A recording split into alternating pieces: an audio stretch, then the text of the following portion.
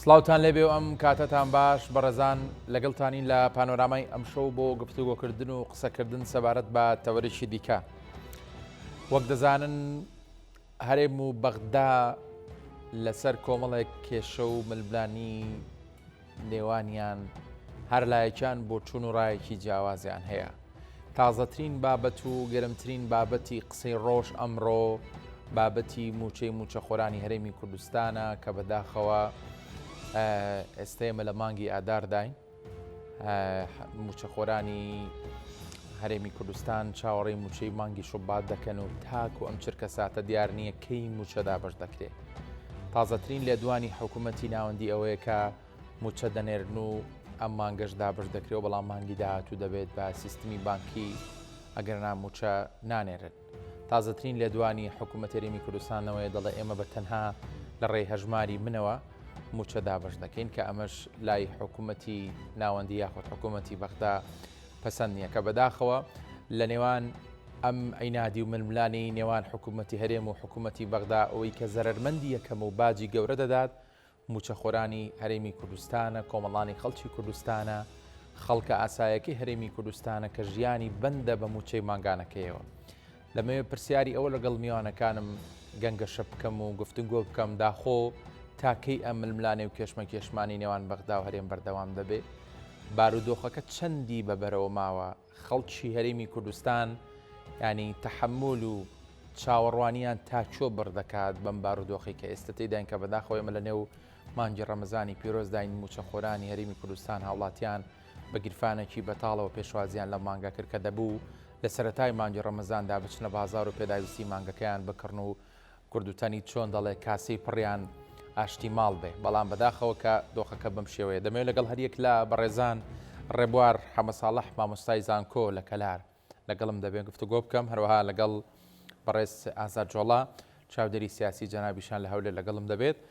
گفتوگۆ دەکەین. کاک ئازاد سەرەتا دێمە لای جەنابەت، پێم بڵێ بزانم من و تۆ زۆر جاری تر گفتوگۆیان بابەتەمان کردووە، ینی لە هەموو گفتوگۆکانم پاسیەوەم کردووە کە هەرێمی کوردستان تاکەی بەرگەی ئەم بارودۆخە دەگرێت، تاکەی بەرگەی ئەم بێ موچەوی بێپارەیە دەگرێت. سڵاو لە جەنابت و لە بینێرانی خۆشەویست و لە میوانە بەڕێزەکەت. خەڵکی هەرێمی کوردستان زۆری قوربانی داوە بۆ ئەم دەستکەوتانە تاوەکو ئەمڕۆ بەرهەم هاتووە. لە ڕابردوودا بە خوێن و گیان و بە شۆڕش و خەبات و قوربانیدانی خۆی زۆری کرد بۆ ئەم ئەنجامی کامڕۆ بەدەستاتوە و ساڵانێکیشە بەڕاستی غەدری لێ دەکرێت و لە ڕووی ژیانی ئاسایی و لە ڕووی خزمەتگوزاری لە هەموو ئەوانەوە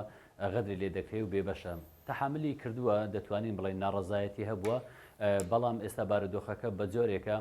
هیچ پاساوێک نەماوە بۆ ئەوەی کەوە خەڵک برسی بێ، خەڵک بێ خزمەتگوزاری بێ، بێ موچە بێ و ئەوەی کە ئێستا لە هەرێمی کوردستان هەیە 100% ڕەت دەکرێتەوە لەلایەن خەڵکی کوردستانەوە و قوبوڵکراو نییە. تەنانەت ئێستا وای لێ هاتووە خەڵکی دەرەوەی هەرێمی کوردستانیش بەدەنگ بێن لەسەر ئەم نائەدالەتی و ئەم نادادیە کە ئێستا لە هەرێمی کوردستاندا پێڕەوی لێ دەکرێت. بۆیە باشتر وابوو دەسەڵاتی سیاسی لە هەرێمی کوردستان، نخبەی حکومڕانی لە هەرێمی کوردستان خۆیان دەرفەتیان نەدا بە ئەم بارودۆخە بەهاتبایە پێشەوە بۆ ئەوەی ئەم کلێنە گەورە لە نێوانی خەڵکو و لە نێوانی دەسەڵاتی سیاسی لە هەرێمی کوردستان نەهاتبایە ئاراوە بۆ ئەوەی بەغدا ئەوەی ئەمڕۆ بەغدا دەیکا بە جۆرێکی تر بواە بۆ ئەوەی خەڵکی هەرێمی کوردستان خۆی زۆر جاران تەمەنا دەکاکەوە دەسەڵاتی بەغدایان هەر دەسەڵاتێکی تر بێ بەڵام دەربازی بێ لەم نادادی کە لە هەرێمی کوردستاندا هەیە. ئەمە بێزگە لەوە ڕێخۆشکەرە بۆ دەست خستنە ناو کاروباری ناوخۆی هەرێمی کوردستان لەلایەن وڵاتانی هەرێمی لە ناوچەکەدا کە بێگومان هیچیان دۆستی کورد نین و هەروەها ببێتە مای نیگەرانیش لە نێو کۆمەلگای نێودەوڵەتی لەسەر پێشێرکردنی مافی مرۆڤ و نادیموکراسی لە کوردستان و دەست نەکردنی دەسەڵات لە هەرێمی کوردستان و ئەنجام نەدانی هەڵبژاردن لە کاتی خۆیدا و پێشێرکردنی مافی مرۆڤ و مەعانات و نەبوونی موچە و نەبوونی خزمەتگوزاری و هەموو ئەمانە کۆمەڵێک خاڵی سلبین نەرێنین ئەمڕۆ نەخشی سیاسی هەرێمی کوردستان و حکومڕانی هەرێمی کوردستان پیشان دەدا. بۆیە خەڵکی کوردستان خوازیاری ئەوە نەبوو ئەم تەسحی و قوربانی دانەی لە ڕابردوودا کردووی بۆوە دەستێنانی ئەم ئەزمونە بۆ ئەوە نەبوو کە ئەمڕۆکە ئەوەی لێ چاوەڕوان دەکرێت ئێستاکای دەبیندرێ بۆ ئەوە نەبوو بەداخەوە بۆیە خەڵک ئێستا لەو پەڕی ناومێدیدایە ئێستا کاتی ئەوە نماوە تازە باسی چارەسەر بکرێ یان چی بکرێ یان بگەڕێتەوە بارودۆخەکە لە دەست دەرچووە بارودۆخەکە بە جۆرێکە لە دەست هەرێمی کوردستان دەرچووە هەم لە ڕووی سیاسی و هەم لە ڕووی ئیداری و هەم لە ڕووی یاسایی لە هەموو ڕوویەکەوە بە تەواوی لە دەستی هەرێمی کوردستان دەرچووە ئەم بارودۆخی کە لە ڕابردوو هەبوو جارێکی تر ناگەڕێتەوە دۆخی خۆی لە ئێستادا هەرێمی کوردستان لە ڕووی سیاسی و ئابووری و دیبلۆماسیەوە بە جۆرێکی تر هەنگاودنێ هەنگاوەکان هێواشن سەبر دێنە پێش بەڵام دڵنیا بە بارودۆخەکە بە جۆرێک دەگۆڕێ ناگەڕێتەوە دۆخی ڕابردوو اینجا بە باشیان بەخراپ ڕەنگە بۆ هەردوو لای هەم سلبیاتی هەبێ هەم ئیجابیاتی هەبێ بەڵام ئەو دۆخی ڕابردوو دۆخێکی خراپ و نەخوازراو بوو کۆمەڵانی خەڵکی کوردستان لە ڕەتی دەکەنەوە تەنانەت وڵاتە دۆستەکانی هەرێمی کوردستان لە ڕەتی دەکەنەوە و دیموکراسی لە ڕەتی دەکاتەوە بۆیە ئێمە نابێ بگەڕێنەوە ئەم قۆناغی ڕابردوو و هیچ لایەنێکی سیاسیش نابێ پەنا بۆ ڕابردوو بخوازێ ینی پەنا بۆ ئەو بخوازێ هیوا بۆ بخوازێکەوە بگەڕێنەوە هەمان دۆخی جاران و پێم وانە هەر لایەنێکی سیاسیش ئەگەر بانکێشەی بەردەوامی ئەم دۆخە بکە و بگەڕێنەوە بۆ دۆخی ڕابردوو پێم وایە پێچەوانەی شەپۆل و ئاڕاستەی خەڵکەکەەوە هەنگاودنێ ئەمە تێپەڕێم قۆناغە تێپەڕی ئێستا قۆناغی تازە دەستی پێکردووە ئەم قۆناغە تازەیەش مەرج نییە هەمووی لە بەرژەوەندی کورد بێ بەڵام ڕەنگە گۆڕانکاری بە جۆرێک لەگە خۆی بهێنێ تا ئاستێک گۆڕانکاریەکان داواکاری خەڵکی هەرێمی کوردستان بێت چکە تۆ لەبیر نەچێ لەسەر ئاستی هەرێمی کوردستان ئێستا دوو بابەت گرنگن لە ڕۆژەفدایە کە خەڵک قسێ لەسە دەکات یەکیان بارودۆخی ژیان و گوزەران و خزمەتگوزاری لای خەڵکی هەرێمی کوردستان و بابەتێکیان لایەنە سیاسی و مافە نەتەوەی و نیشتیمانیەکانە کە پەیوەستە بە دەستوری عێراق و پەیوەستە لە نێوان هەرێم و بەغداوە بەداخەوە لە ڕووی یاسایی لە ڕووی سیاسیەوە و لە ڕووی مافە دەستوریەکانەوە هەرێمی کوردستان لەگەڵ عێراق ئەوها تەبانیە و نێوماڵی هەرێمی کوردستان ئەوەندە ڕێک نییە بۆ ئەوی بتوانین ئێمە خاوەنی یەک خطابی سیاسی بین پێداگری لەسەر مافە نەتەوەیەکانمان بکەین ئەو مافانە بکەین کە لە دەستور داهاتووە بۆیە ئەگە سیر بکەی ئێستاکە حکوومەتی بەغدا ڕەنگە زۆرێک لەو مادە دەستوریانە جێبەجێ نەکە کە لە بەرژەوەندی هەرێمی کوردستانن چونکە ئەوە ئێمە خۆمانین داواکار نین ئێمە خۆمانین ناتوانین داوای ئەو مافانە بکەین هەندێک کە خەریکی کێشەی ناوخۆمانین بەڵام لە بەرامبەردا لایەنێکی تری هەیە لایەنی ژیانی خەڵک خزمەتگوزاری ئێستاقاقاتی خەڵک و موچە و ژیانی خەڵک ئەمەیان لەبەرەوەی حکوومەتی هەرێمی کوردستان نەیتوانیوە وەڵام دەرەوەی خەڵکی هەرێمی کوردستان بێ بۆیە ئێستا خەڵکی هەرێمی کوردستان تاکە بەدیل ینی ڕوویان لە بەغدا کردووە و ئەمەش هەم لە ڕووی یاسایی ڕاستە هەم لە ڕووی دەستوری ڕاستە بۆیە پەنایان بۆ بەغدا بردووە بۆ دابینکردنی ژیان و موچەیان ئەمەش مافێکی دەستوری و یاساییە بەس یاساش سەلمێنراوە بۆیە مافی خۆیانە بۆیە هەردوو حاڵەتەکەی هەیە حاڵەتێکی ژیان و یاسایی و خزمەتگوزاری هەیە کە حەقا و حاڵەتێکی تریش ئێستاقاقی نەتەوەیی و نیشتیمانی هەیە ئی هەرێمی کوردستان لەگەڵ بەغدا ئەمیشیان حەقا بەڵام لە ئێستادا هەرێمی کوردستان لەم ئاستە نییە بتوانێت پێداگری لە مافە نەتەوەی و نیشتیمانیەکانی بکە لەگەڵ بەغدا چونکە نێوماڵی خۆی ڕێک نییە چونکە بعد لە بارودۆخێکی خراپدایە چونکە دامەزراوە فەرمیەکانی هەرێمی کوردستان دەتوانین بەڵێن وەک پێویست نین حکوومەتەکەی حکوومەتێکی کاربڕێکەرە پەرلەمانی هەرنەماوەکە گەورەترین و بەهێزترین دامەزراوەی شەرعی هەرێمی کوردستانە کە دامەزراوەی تەشریعە کە نەماوە ئێستا زۆر باشە کاگازات هەموو ئەمانە وای کردووە کە هەرێمی کوردستان لە موقیفێکی لاوازدا بێت زۆر باشە دەگەڕێمە وڵات کاک ڕێبوارجارێکی تر بەخێر بێی کاگازات سەرنجی وا بوو کە بەداخەوە حکوومەتی هەرێمی کوردستان گەیشتۆتە جێگایەک پۆینتێک بارودۆخێکە نەدەبوو بگاتە ئەم حاڵەتەوە نەدەبوو کارێک بکەین کە بحتاجی دەستی بەغدا بیت بەڵام بووین و ئەمێ ئەوە لە جەنابەت بپرسم ئەنی حکوومەتی هەرێمی کوردستان ئەگەر چیم ئێوارەی لە تازەترین لە دوانی لە زاری وتەبێژەکەیەوە باز لەوە دەکات کە ئێمە موچە بێتیش دابەشی ناکەین ئەگەر بۆ ڕێکارە نەبیان بۆ میکانیزمە نەبێت کە ئێمە دەمانەوێت ئەم جۆرە لە عینادیکردن لەگەڵ بەغدایە لە بەرژەوەندی کێیە؟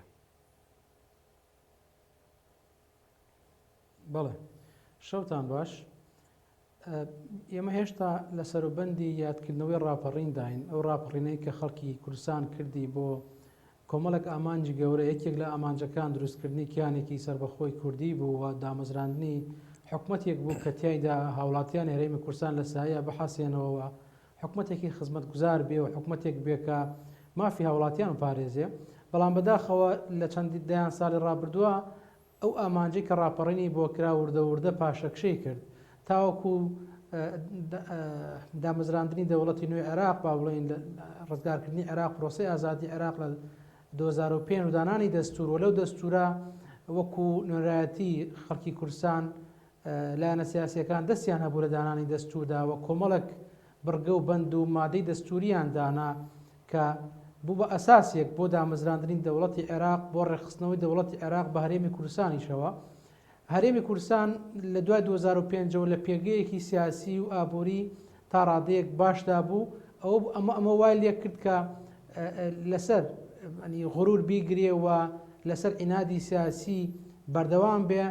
تاوەکو ئەوەی کە لە 2010 بەدواوە پرسی ئابووری سربەخۆ و پرسی ئیبرامکردنی گرێبەستە نەوتیەکان بە شێوەیەکی ناشەفاف، بە شێوەیە کە تەنانەت نوێنەرانی گەلکە پەرلەمانە ڕقابەیان نەبوو لەسەری، هەموو ئەمانە وای کرد کە وردە متمانەی نێوان خەڵکی کوردستان و دامەزراوە دەستوریەکان بە تایبەتی خەڵکی کوردستان و حکوومەتی هەرێم بەرەو لاوازی بچێ. ئەوم عینادیە سەری کێشا تا ئەو ڕادەی کە لەلایەن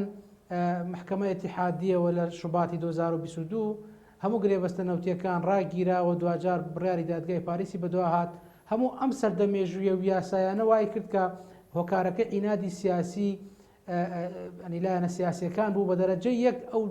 ئەو لایەنەی کە خۆی بەڕابەری کورد و بە زۆرینەی سیاسی لە هەرێمی کوردستان ئەزانێت کە پارتی دیموکراتی کوردستانە. ئەمە وای کرد کە خەڵک بێگومان لە نێوان دابنکردنی ژیانێکی شایستە و هەبوونی حکوومەتی هەرێمدا،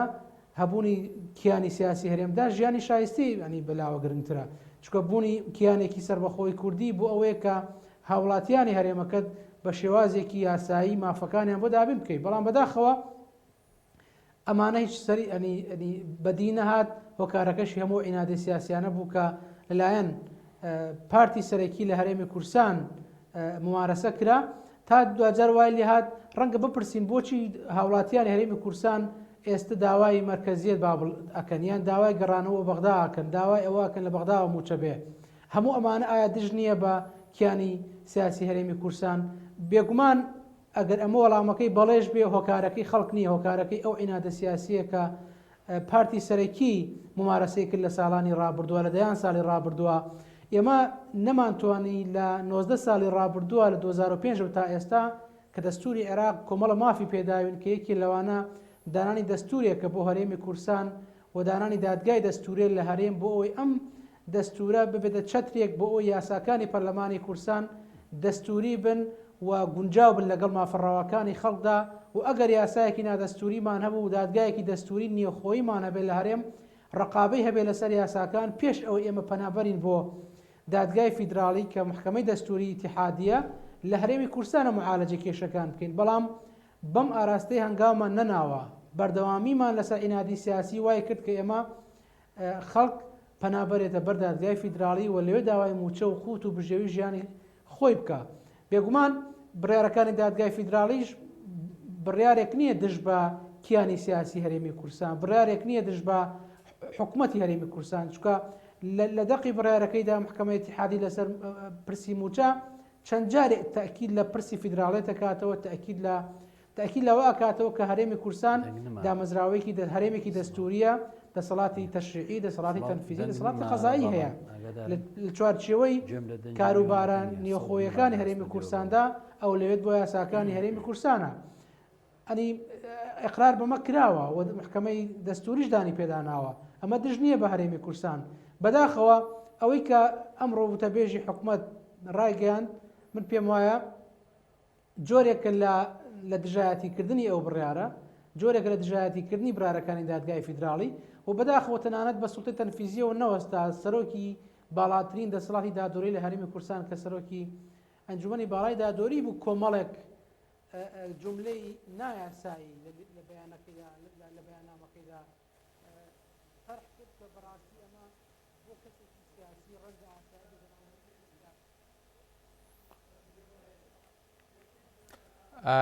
زۆر باشە کاک ڕێبوار سپاس بۆ سەرنجەکانی جەنابێت دەگەڕێم وڵات دەشپەلای کاگازات کاگازات ینی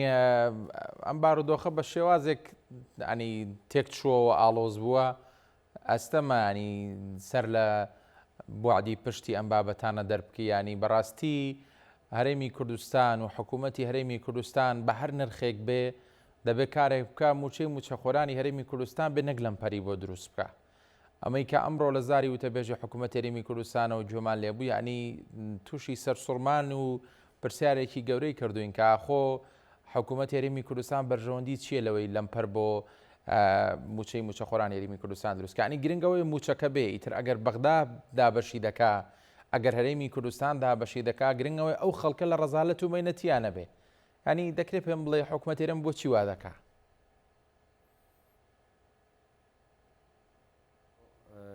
وەکو وتەبێژی حکوومەت هەرێمی کوردستان ڕایگەیاند دەمانگەڕێنەوە هەمان ئەو ئەزمونانەی کە لە ڕابردوودا هەرێمی کوردستان بە جۆرێک بە ئاراستەیەک هەنگاوینە بە ئەدایەک قسەی کرد بە شێوازێک لێدوانیدا کە لە بەرامبەردا جگە لە زیان هیچمان نەدوریەوە ئەمەی ئەو ڕۆکەش بەداخەوە دەتوانم بڵێم لەلایەن کۆمەڵانی خەڵکی کوردستانەوە پێشوازی لێ ناکرێ ئەم ئەدایی کارکردنەوە ئەم لێدوانە چونکە هەرێمی کوردستان ئێستا بۆ خۆی توانای ئەوەی نییە داواکاری خەڵکی کوردستان جێبەجێ بکە جا حکوومەتێک گەر نەتوانی سادەترین مافەکانی خەڵکی هەرێمەکەی خۆی وڵاتەکەی خۆی دابین بکە ئیتر چۆن دەتوانێت تەحەدا بکە یان چۆن دەتوانێت پێچەوانەی خواستەکانی خەڵک بوەستێتەوە بێگومان بارودۆخی خراپتر دێنێتە ئاراوە بۆیە من پێم وایە ئەم لێدوانەی وتەبێژی حکوومەت هەر تەبیریەکی هەبی خەڵک پێشوازی لێ ناکات چونکە خەڵک بینیمان ئێمە مانجی دا 11 موچە نەدراوە مانجی 1 و 2 ئێستا لە مانجی 3 داین واتە 6 مانگەی 1 موچە دراوە خەڵک پەیوەندی بەوە نییە حکوومەت مەسئولە لەوەی موچەی خەڵک بدە ژیانی خەڵک زامن بکە ئەمن و ئاسایش بەرقەرار بکە و خزمەت گوزاریەکان بەردەوامیان هەبێ ئێخۆ هەموو ئەوانە وەستاون هیچی نییە باشە لەبەرەوە خەڵک ئامادە نییە گوێ لەم بابەتانە بگرێ و قەنعاتیشی پێنایە هیوادارم حکوومەتی هەرێمی کوردستان لە ڕابردوودا زۆر جار بینیمان ینی ئەوەی کە قبوڵی ناکەم وا ناکەین وا دەکەین ئیتر ئەنجامەکان ڕوون و ئاشکران بۆیە ئێستا حکوومەتی هەرێمی کوردستان لەسەر ئاستی ئابووری لەسەر ئاستی ئیداری لەسەر ئاستی سیاسی لەسەر ئاستی دیبلۆماسی لەسەر ئاستی ئەمنی و سەربازیش لەو ئاستە نییە بتوانی تەحەدای بەغدا بکە یان تەحەدای وڵاتانی دراوسێ بکە کە ڕۆژانە باشە کاگەزادەگەل لەو ئاستە نیانی چۆن دەکرێت هۆ شەڕێکی نابەرامبەر بکەیت خراپە ئەم شەڕە خەڵک نایکە خەڵکی هەرێمی کوردستان ئامادە نیە حکوومەت هێرێم شەڕەکە دەکا بەس خەڵک باجەکەیەدا حکوومەت هەرێمی کوردستان شەڕەکە بە چێ دەکا یعنی چێ شەڕەکە حکوومەت ئەوەی ئەگەر بۆ خۆی قسە دەکا بابچی فەرمو شەڕەکە بکە ئەوانەی کە ئەم قسانە دەکەن ئەم بڕیاران دەکەن ڕەنگە باخەڵیان گەرم بێ ڕەنگە هەر بەڕاستی زۆر ڕاشکاوە پێم بڵێ ئەنی ئێوارە خەڵک لەسەر سفرەی بەربانگە لە زاری وتەبێژی حکوومەت هێرێمەوە جووی لێ بێلەوە یەڵە موچەند نادەین هەنی بەس تەفسیری ئەمەم بۆ بکە ئەمە چ کاریگەرێکی خراپی دەرونی لەسەر تاک بە تاچی ئەم هەرێمی کوردستانە دروست دەکات ئەمە تەنها ڕێک ئەوەمان پێ دەڵێ حکوومەتی هەرێمی کوردستان لەسەر زاری وتەبێژەکەیەوە ڕێک دان بەوە دادەنێ کە حکوومەت لە دۆڵێکە و خەڵک لە دۆڵێکە حکوومەت جۆرێک بیرەکاتەوە و خەڵک لە واقعیشی تردا دەژی ئێستاوە ئەمە بە هەزاران کەس دەبینین نانی فتاری ئێوارەی نییە و موچەی نییە پارەی پێ نییە دەمێکە موچەی وەرنەگرتووە کار و کەسابەت نمایە ژیان وەستاوە بە تەواوی ژیان وەستاوە ئەمە لە خزمەت گوزاریەکانیش هەرگەڕێ لەبەر ئەوە ناکرێت تۆ گوێلەوانە نەگری تۆ پێچەوانەی خواستی ئەوانە بڕیار بدەی لەبەر ئەوە بۆیە خەڵک لەگەر ئەوە نییە اینجا ئەوەی کە ئەوان ئێستا قسەی لێ دەکەن ڕەنگە ئەم قسانە هی 5-6 ساڵ 10 ساڵ پێش ئێستا بوو بێت بەشێک لە خەڵک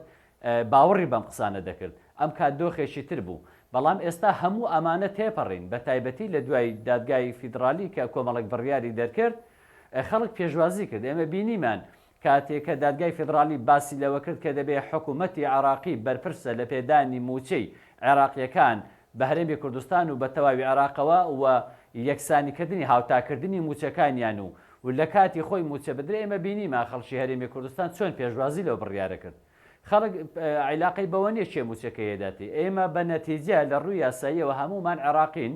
بە پێی دەستور پێویستە هەموو شایستە داراییەکانی هەموو عێراق وەکو یەکە و دەبی هەر فەرمانبەرێک لە چه ئاستێکی پلەی موچەیە هەمان ڕێژەی موچە وەربگرێ هاوڵاتێکی دهۆک لەگەڵ ئی بەسرا وەکو یەک وەربگرێ ئەمە بە پێی یاسا خۆ ئێمە لە دەوڵەتێکی کە پێی دەگوترێ عێراق ڕاستە ئێمە جۆرێک لە خۆبەڕێوەبەریمان هەیە جۆرێک لە لامەرکەزیمان هەیە ئەوەی کە پێی دەگوترێ فیدرالی وەلو فیدرالیەکەش وەکو خۆی جێبەجێ نەبووە بەڵام تۆ بۆ ئەم بابەتانە تۆ ئەگە بتەوێت تەحەدای بەغدا بکەیت دەبێ ناوماڵی خۆت ڕنجین بێ ناوماڵی خۆت ڕێک بێ ئەنجا بتوانێت تەحەدای بەغدا بکەیت تۆ بۆ خۆت داوای پارەی لێ دەکەیت تۆ بۆ خۆت هەرێمێکی سێ پارێزگایە لە سێ پارێزگا بووتە دوو زۆن دوو ئیدارە ئێستا گومرگ وەردەگیرێ لە بینی زۆنی زەرد و سەوز گومرگ وەردەگیرێ چۆن تۆ بە واقعەتاڵەوە دەتوانێت تەحەدای بەغدا بکەیت تەحەدای دەستور بکەیت کە بە دەستور دادگای فیدرالی بڕیارەکانی قابلی مناقەشە و تەمیز نین لەبەرەوە ئەم ئاڕاستەیە لە بیرکردنەوە لە حکومڕانی مەعانات و ئێش و ئازار و مەرگەساتەکانی کۆمەڵانی خەڵکی کوردستان زیاتر دەکا وەک لە ڕابردوو ئێستا کاتی ئەوە هاتووە حکوومەتی هەرێمی کوردستان دان بە فەشەلی خۆی دابنێ بەوەی کە لە حکومڕانیدا سەرکەوتوو نەبووە بەوەی کە لە پرۆسەی سیاسی پاشەکشەی کردیا لە پرۆسەی دیموکراسی پاشەکشەی کردیا ئەمە ڕەنگە دەرفەتێک بڕەخسێنێ بۆ دووبارە ئێمە بە خۆدا بچینەوە خۆ ڕاستکەینەوە بەپێی ئەم ئیستحقاقە نەتەوەیە کە لە دەستوردا چەسپاوە هەرێمی کوردستان هەرێمێکی فێدرالیە کۆمەڵێک مافی نەتەوەی و نیشتیمانی ئێمە لە دەستور چەسپاوە کە ئەمانە زۆر گرنگن لە مێژووی نەتەوەکەمان لە خەبات و تێکۆشانی نەتەوەکەمان ئەمانە کە موێنن بە درێژایی مێژووی گەلی کورد لە هەموو پارچەکانی کوردستان و تەنانەت لە باشووری کوردستانیشدا هیچ کات وەکو ئێستا مافی نەتەوەیی لە دەستوردا نەچەسپێنراوە ئێستا کاتی ئەوەیە هەرێمی کوردستان بەخۆدا بچێتەوە نێوماڵی خۆی ڕێخاتەوە پێداگری لە جێبەجێکردنی مادە دەستوریەکان بکە بۆ بەدەستێنانی مافە دەستوریەکانی خۆی نەک ئەوەی ئێستاکە ڕێک پێچەوانی شەپۆلەکە یاری بکە تا دێ بارودۆخەکە خراتر دەبێ من پێم وایە ئەگەر حکوومەتی هەرێمی کوردستان بەم ئاڕاستەیە هەنگاو بنێ بارودۆخی خەڵکی کوردستان زۆر خراتر دەبێ و لە بەرامبەردا بەغداش هەنگاوی زیاتر هەڵدێنێ ڕەنگە زیاتر فشارەکانی چڕکاتەوە بۆیە کاتی ئەوە هاتووە هەرێمی کوردستان واز لەم جۆرە خطابانە بێنێ پابند بێ بە بڕیارەکانی دادگا و هاوکار بێ لە جێبەجێکردنی ئەم ئیستحقاقانەی کە بەغدا ئێستا ئامادەیە بۆ هەرێمی کوردستان دابینی بکە باش کاکە ڕێبوار ئێمە لە قسەکانمانە زۆر باسی حکوومەت هەرێمی کوردستان دەکەین و ڕەنگە ئێستا بینەرێکی بەڕێز کە بە دیارمانەوەدانیش پێ بڵێ خۆ حکوومەتی هەرێم عیبارەتە لە چی عیبارەتە لە پارتی دیموکراتی کوردستان یەکێتی نیشتیمانی کوردستان ڕەنگە جەنابە لە من باشتر ئاگادار بی یەکێتی نیشتیمانی کوردستان پێیەکی لە هەرێمی کوردستانە پێیەکی لە بەغدایە ینی بەڕابردوو بە ئێستاشەوە هەمیشە یەکێتی نیشتیمانی کوردستان لەگەڵەوەدا بۆ کە ئێمە دەبێت لەسەر هێڵی تەماس و گفتوگۆ بین لەگەڵ بەغدا بۆی مافە دەستوریەکانی هەرێمی کوردستان بچەسپێنین هەنی ڕوونتر پێم بڵێ لە نێو حکوومەتی هەرێمی کوردستاندا کێ کە لەم پەر دروست دەکات بۆ ئەوەی هەرێمی کوردستان نەگاتە سازان لەگەڵ بەغدا لەسەر هەموو ئەو کێشانی کە هەیە نەک بەتەنها کێشە دارایەکانمان بەڵێ تەبعاً لە قسەکانی پێشوما بەڕوونی ئاماژەم پێدا و زۆر بەڕاشکاوانە ئەوەی کە لەناو حکوومەتی هەرێم دژی ئەم بڕیارانەی محکەمە ئیتیحادیە لەبەر ئەوەی ڕەنگە لە قازانجی سیاسی ڕەوتە سیاسەکەی ئەو نەبێ پارتی دیموکراتی کورسانە زۆر بەڕوونی قسە بکەین وەکو جناو ئاماژە پێدا ئەوەندەی ئەمەش متابە ئەمان کردبێ یەکێتی نیشتیمانی کورسان لە ئێستاە لەگەڵ چارەسەری کێشەکانایە بە ڕێگایەکی دەستوری و لەگەڵ ئەو تجاهایە کە بڕیارەکانی محکەمە ئیتیحادی بڕیاری پابندکردن و دەبێ هەموو لایەنەکان ڕێزی لێ بگرن جێبەجێ بکەن ئەمە خەڵکی کوردستانیش بەرچاوی ڕوونەوە ئەم دوو ئەتجاها لە یەکجا ئەکاتەوە. من کاڵم حکوومەتی هەرێم مەبەستم پارتی دەسەڵاتدارە کە استقلالی ئەو نفوزە ئەو زۆرینە سیاسی کردو لە ڕابردووە بە بەکارهێنانی پێکاتەکان توانی زۆرینەیەکی سیاسی پەرلەمانی دروست بکات و دوجار زۆرینەی حکوومەت و دەسەڵاتەکانی حکوومەتیش احتیکار بکە و دوجار هەر لە چوارچێ هەرێمی کوردستانیشە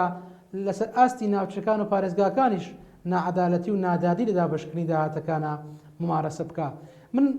بە چەند جملەیەک ئەتوانم پرسیار یا با بڵێن وەڵامی وتەبێژی حکوومەت و سەرۆکی ئەنجومەنی باڵای دادوەری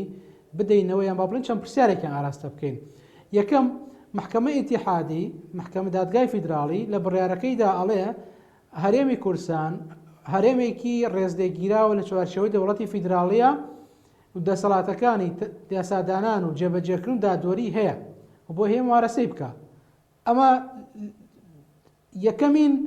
پەرەگرافی بڕیارەکەی محکەمە باس دەمە دەکا کەواتە ئەو قسەی کە دەوترێ بڕیارەکان دژ بە کیانی هەرێمی کوردستانن بۆ جۆڵاندنی هەستی خاڵکیا بۆ جۆڵاندنی شەقام بێگومان وانیە و ئەمە چاواشەکردنی خەڵکە یا با بڵێن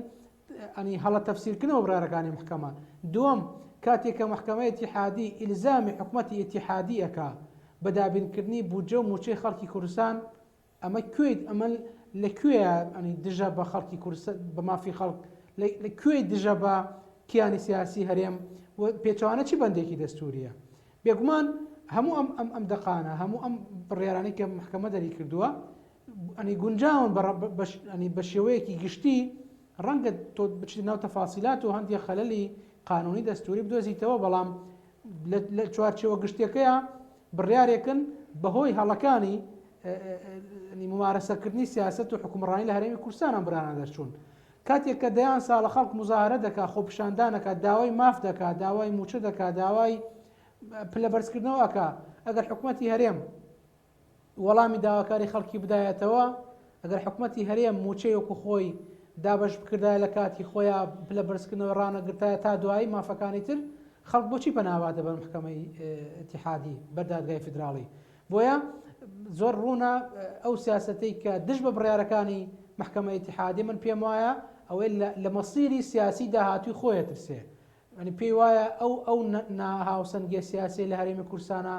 ئێستا دروست بووەوە خەڵکیش بە زۆرینە بەگشتی خەڵکی کوردستان زەرمەند بووە لەم ناتەبایە سیاسیە، لەم تێکچوونی هاوسەنگیە سیاسیە، لەم بەکارهێنانی باشە کاکڕێبوار پێ دوایە لەسەر وەختێکداکانی هەرێم بۆ جەنابەت باسی دەکەی حکوومەت هێرێم دەیتوانی ینی ئیسلاح بکات لەم دۆخەی کە لە هەرێمی کوردستانە، ینی پێت وایە هەرێمی کوردستان باوەڕی بەو یەقینە نەبوو کە ڕۆژێک لە ڕۆژان ڕەنگە تای تەرازۆکە بەلای بەغدایە بشکێتەوە، هەرچی بڕیار و هەرچی بابەتی گرنگ و چارەنووساز دەرحەق بە هەرێمی کوردستانە بچێتەوە ژێر دەسەڵاتی بەغدا؟ خۆی لە ڕاستیدا ئەگەر بڵێن تەسەوری ئەمەی نەکردووە ئەوە ڕاستیە ئەوە جەریمەیە بۆ حکوومەتێک کە دەیان و سەدان ڕاوێژکاری هەیە و خەڵکی پلە باڵای هەیە پێشبینی نەکەن بۆ داهاتووی ئەم هەرێمە کە بە چه عقارێکە ئەڕوا. ناتەوێت بڵێ غڕوری سیاسیان وای کرد کە ئەو بارودۆخە نەبینن؟ بێگومان غڕوری سیاسی و ناڕاستگۆی لەگەڵ خۆیان و لەگەڵ خەڵکی کوردستان وای کرد کە بگەنە ئەمڕۆ، چکە ئێمە دەیان ساڵە بەڕاستی قسە دەکەین و ئەدەنەسوین و دەیڵێن کە زۆر دوورین لە ناوەندی بڕیار و دەسەڵاتیشەوە، دەرکمان بەوە کردووە کە ئەو سیاسەتەی لە هەرێمی کوردستانە بەڕابرایەتی جیهەتێکی دیاریکرا و بەرەو دۆخێکی نادیار دەڕوا، بەرەو چارەنووسێکی نادیاری هەیە. ئێستا ئەو چارەنووسەیە کە هەنگامان بۆ ناوە، ئێستا بەڕاستی ئەمە خاڵی کۆتاییە کە حکوومەتی هەرێم نابێ ئەنتیحاری ینی لە غڕور دەرچوین، هەر هەنگاوێکی تر لەمە زیاتر ئەنتیحاری سیاسیە، وا دەکا کە ئەو کیانە کە هەیە بێتە کیانێکی ناشەرعی، چکە کاتێک کە حکوومەتی هەرێم با بڵێن پارتی دیموکراتی کوردستان بە بەکارهێنانی دامەزراوەکانی هەرێم باستەوە بکا کە بەرامبەر حکوومەتی ناوەندی و بڕیارەکانی محکەمەی ئیتیحادی بوەستێتەوە، ئەمە جۆرێکە لە هەڵهاتن لە حکومی دادگا، جۆرێکە لە دەرچوون لە نیتاقی قانونی دەوڵەتی قانون، بۆ ڕەنگە بۆ بەرەو ئاقارەتر هەنگاو بنێ، بەرەو هەڵوەشانەوەی هەرێمی کوردستان هەنگاو بنێ. ئەنی هەموو ئەم ئەگەرانە واردن. ئێمە پێش دەرچوونی بڕیاری محکەمەی ئیتیحادی لەسەر پرسیگرێ بەسەر نەوتیەکان پێشبینیمان کرد کە ئەو گرێبەستە نەوتیانە گرێبەستێکی دروست نین و چکە حکوومەتی ئیتیحادی ئەنی تەفویزی نەداوە چکە یاسایەک دەرچوو ئەم پرسانە پرسی ئیتیحادین داهاتی نەوت مڵکی هەموو گەلی عێراقا چی لە زاخۆ بێ چی لە بەسرە بێ چۆن خەڵکی هەرێمی کورسان مافی هەیە لە بەرمیلێک نەوت لە بەسرا بە هەمان شێوە خەڵکی بەسرەش مافی هەیە لە هەموو بەرمیلە نەوتێکی هەرێمی کورسانە هەمووم داهاتە بێ بچێتە خەزانەی عێراق بە شێوەیەکی عادیلانە لەسەر ئەساسی ژمارەی دانیشتوان بەسەر هەموو ئەقالیم و پارێزگاکانە دابش بکرێ ئێستا ئەمە سیاسەت و پرەنسیبە دەستوریەکانی محکەمەی ئیتیحادیە ڕاستیان نابێ ئێمە وا خەڵتیە بگەین کە محکەمەی ئیتیحادی محکەمەی سەورەیە و مجلسی قیادەی سەورەیە بۆ ئەوە هەنگاودنێ کە حکوومەتی کە کیانی هەرێمی کورسان کۆتایی پێبێنێ ئەگەر ئێمە بەدەم ئیجراعاتەکانی دادگاکانی بڕیارەکانی دادگاوە بچین بێگومان کیانی هەرێمی کورسان دەپارێزین باشترین بەرەو پێشوون باشترین جێبەجێکەنی میکانیزم بۆ ئەوەی خۆمان لەم دۆخە دەرباز بکەین بە قەناعەتی من ئەوەیە کە لەو کاتەی دیاری کرا بۆ هەڵبژاردننی پەرلەمانی کورسان هەڵبژاردنێکی شەفاف دروست ئەنجام بدەین و هەڵ بدەین زۆرترین خەڵکی هەرێمی کورسان زۆرترین دەنگدەران ڕێژەی بەشداری لە هەڵبژاردن ئاستێکی باڵا و بەرزی هەبێت چکە ئەو کاتە شەرعەتی دامەزراوەکان زیاتر ئەبێ و ئەو کات پەرلەمانی کورسان بڕیار ئەدا چۆن تەعامل دەکات چکە بیرمان نەچێ ئێستا حکوومەتی هەرێم حکوومەتی کاربڕێکەرە حکوومەتێکی کاتی بەسەر چووە کاربڕێکەر ناتوانێت بڕیاری مەسیری بدات لەسەر خەڵکی کورسان ئەوەی کە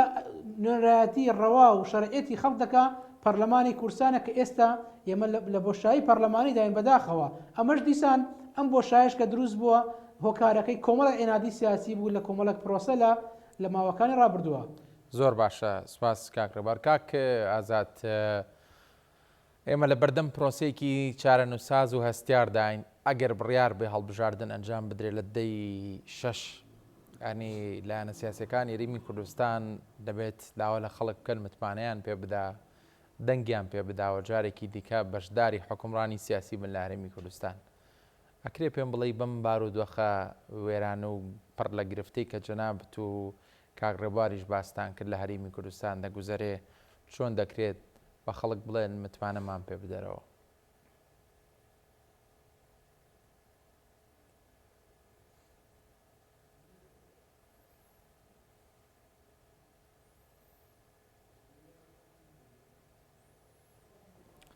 دیارە گرفتی دەنگم هەیە لەگەڵ کاک ئازاد دەچمەوە لای کاکڕێبوار با پرسیارەکەی کاگازات بۆ جەنابەت بێ ئەگەر گوێبیستی پرسیارەکە ببێت یانیمە لە بەردەم هەڵبژاردننی پەرلەمانی کوردستانین هەم بارودۆخەی ئەوەیە لایەنە سیاسیەکان لە نێویشیاندا و لایەنانی کە بەرپرسیارن لەم بارودۆخی هەرێمی کوردستانی تێکەوتووە بێنە بەردەمی خەڵکو و پێیان بڵەن جارێکی دیکە متمانەمان بنێ. بەڵێ لە ڕاستیە من پێم وایە بارودۆخی هەرێمی کورسان لە خراپترین بارودۆخدایە وەکو جەنابەت لە مقدیمەی بەرنامەکە ئاماژەت پێدا لە مانگی ڕەمەزانی پیرۆزداین ئەوە بۆ چ ڕۆژ تێپەڕێ موچە و بەسیترین مافی خەڵک کە بەڕاستی لە هیچ یاسایەکە و لە هیچ دەوڵەت و کیانێکە کە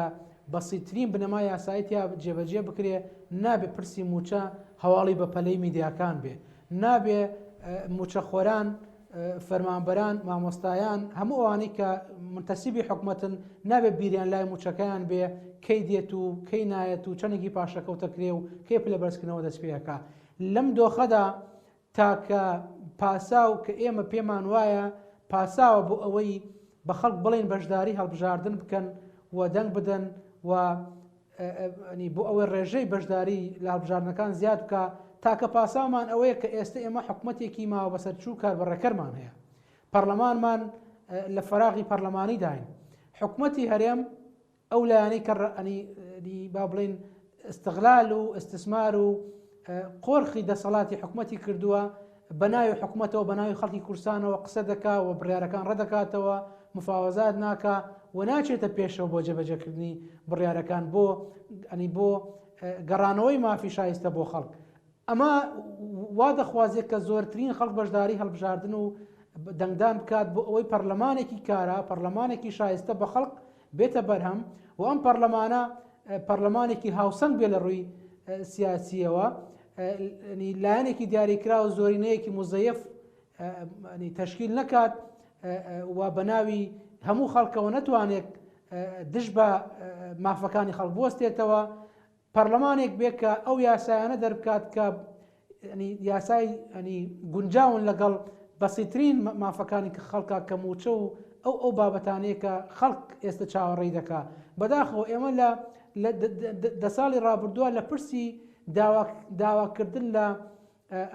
فراوانکردنی مەودای ئازادیەکان و داواکردنی مافی زیاتر هاتوونەتە سەر ئەوەی کە داوای بەسیتری ماف دەکەن کە موچەیە ئەمەوە دەخوازیە ئێستا لە ڕاستیدا دوو خاڵ گرنگە بۆی کە خەڵک لە بیری بێکاتێ ئەچیە بەرەو دەنگدان یان با بڵین پاساو بێ بۆ ئەوەی ئێم بە خەڵک بڵین دەنگدان یەکەم پرسی پێکاتەکان کە بەکارە هێندان کۆتایی پێ هاتووە ئێمە 11 ناچینە پرۆسەی هەڵبژاردنەوە ئەمە خاڵێکی گرنگە دووەمیش کورسەکان دابش کراوە لەسەر ئەساسی بازنەکان و لەلایەن بەغدا و کۆمیسیۆنی بەغداوە سەرپەرشتی هەڵبژاردنەکە هەرێمی کورسان ئەکرێ دابەزینی ڕێژەی دەنگدان لە هەڵبژاردنەکان ڕابرد هەرێمی کورسان یەکێک لە پاساوەکان ئەوە بوو کە تەزوید ئەکرا و بە ئارەزوی خۆی لایەنێک یاری بەدەنگەکانە کرد ئێستا ئەو مەترسیان نییە ئێستا 11 کورسی پێکاتەکان نەماوە ئێمە خۆشحاڵ نین لەوەی کە پێکاتەکان بێ بەشکری نەخێر پێکاتەکان وەکو ئێمە وەکو هەر وڵاتێکی تر مافی ئەویان هەیە بەشداری هەڵبژاردن بکەن و خۆیان بپاڵێون و پشتنا پەرلەمان و لە هەر لیستێکی شاتوانن جێگەی خۆیان بکەنەوە و وەکو هەر وڵاتێکی ئاسایم هەرێ مافیان هەیە بۆیە خەڵک دەبێت لەم ڕۆوە ئێمە پاڵنەر بین ئێمە هاندەر بین ئێمە بەرچاوڕوونی بدێنە خەڵک بۆی کە دۆخێک دروست بووە کە ئەتوانین تایە جڵەوی حکومڕانی بگرینەوە دەست با بڵین پەرلەمانێکی هاوسەنگ تەشکیل بکەین هەرێمێک هەرێمی کوردستان باڵێن حکوومەتی هەرێم پەرلەمانی داهاتوو پەرلەمانێکی جیاواز بێ حکوومەتێکی جیاواز بێ لە پەرلەمان و حکوومەتی ڕابردووی هەرێمی کوردستان پەرلەمانێکی ڕقیب و چاودێر بێ لەسەر دەسەڵاتی تەنفیزی و دەسەڵاتێکیش بێ کە دەسەڵاتێک بێت کە لەژێر چەتری چاودێری یاسادانان بێ و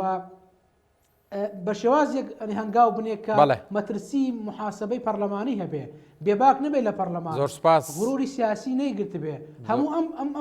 ئەم خاڵانە لە حکوومەتی ڕابردووە وجودی هەبووە حسابی و پەرلەمان نەکردووە لەبەرەوەی احتیکاری سوڵتە هەبووە ئەستغلالی سوڵتە هەبووە و بەکارهێنانی پێکاتەکان هەبووە زۆرینەیەکی مزەیف دروست کراوە هەموو ئەم خاڵانە ئێستا ژینگە سیاسیەکە لەبارە بوو ئەوەی خەڵک بەشداری بکات و ئەو بارە نالەبارە ڕاست بکەینەوە پێک زۆر باشە سپاس کاک ڕێبوار کاک ئازاد ئەگەر ئەم کێشانە بەم شێوەی بەردەوام بێ یان ڕۆنتر بڵێم ئەگەر لە نێو حکوومەتی هەرێمی کوردستان کە پارتی دموکراتی کوردستان بەرپرسیاری سەرەکیە و لە پرساوێتی گەورەکە لە ئەستوی ئەوە لە حکوومەتدا بەم شێوەی بەردەوام بێت لە دژایەتی کردوون من لەدا بۆ ئەم بڕیارە یاسایی و دەستوریانی بەغدا ینی کۆمەڵانی خەڵکی کوردستان و لەسەر ئاستی لایەنە سیاسەکان مافی خۆیانە بڵێن کە ئێمە ناکرێت باجی قەناعەت و بۆچوونی لایەنێکی سیاسی بدەین و خەڵکی هەرێمی کوردستان بەم شێوەیە بارودۆخیوا بێەوە کاک ڕێبواریش باسی کرانی تیبەڕون و ڕاشکاوی دیارە کە چێ لەمپەرەوە چێ ئاستەنگەوە چێ نایەوێ خەڵکی هەرێمی کوردستان گوزەرانی بەرەو باشتر بڕوانی بژاردەیەکی دیکە هەیە لە بەردەم خەڵکی هەرێمی کوردستان و لایەنە سیاسەکاندا بۆی دەرگایە گیان دەرچەیەکی تازە لەسەر ئەم گرفتانە بکەنەوە دەمێک کە خەڵکی هەرێمی کوردستان وەڵامیان پرسیاریان داوەتەوە نایەنەوێ ئیتر بۆ لەمە دوچیتر بازی هەڵەکانی حکوومەتی هەرێمی کوردستان بدەن دەمێکە هەڵوێستی خەڵکی کوردستان دیارە بەرامبەر بە بەم ئاراستەی کە حکوومەتی هەرێمی کوردستان هەنگاوی ناوە خەڵکی هەرێمی کوردستان پێشوازی لێ نەکردووە هەر ئەمە ژوای کردووە کەوا بە ناچاری پەنا بۆ حکوومەتی فیدراالی بە سکاڵا تۆمار بکە و داوای موچە و پاراستنی دەستکەوتەکان و ئیستحقاقی ژیانی ئاسایی خۆی بکە ئێستا خەڵک چاوی لە دەستی حکوومەتی بەغدایە کە ئەمە نەدەبوو وابێ لەبەرەوەی ئێمە خۆمان خاوەنی